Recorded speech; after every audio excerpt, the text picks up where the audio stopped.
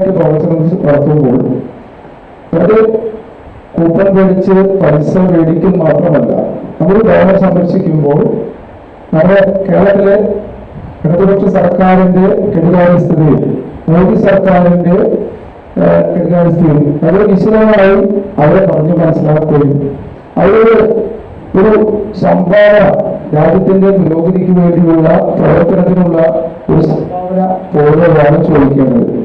അതൊരു party fund പിരിവ് പോലെ അല്ലെങ്കിൽ ഒരു ഇലക്ഷൻ ഫണ്ട് പോലെ ചോദിച്ചാൽ അത് വലിയൊരു ബുദ്ധിമുട്ട്. അപ്പോ ദൈനംദിന രാഷ്ട്രീയ പ്രവർത്തനത്തിന് വേണ്ടിയുള്ള ഫണ്ട് പിരിവ് എന്നത് കണക്കാക്കി വേണം നവബോധ സന്ദർശനം നടത്താൻ. ഭവന സന്ദർശനം നടത്തുമ്പോൾ ആ വീട്ടിൽ നമ്മൾ വോട്ട് ചേർത്ത് വിട്ടുപോയ പല വോട്ടുകളുണ്ടെങ്കിൽ അവരൊക്കെ ഡാറ്റ വീണ്ടും നമ്മൾ കളക്ട് ചെയ്യണം.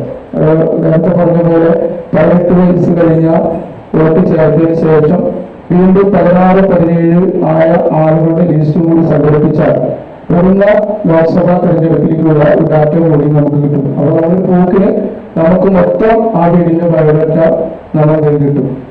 കൂടാതെ നമ്മുടെ ഈ വാർഡ് യോഗങ്ങൾ 25, 26, 27 തീയതികളിൽ നടത്തുമ്പോൾ ആ വാർഡിൽ പരമാവധി ആളുകളെ നമ്മുടെ വാർഡ് കമ്മിറ്റിയിലെ പ്രധാനപ്പെട്ട ആളുകളെ നമ്മൾ SBI ലൈഫ് നമുക്കായി നമ്മുടെ പ്രിയപ്പെട്ടവർക്കായി.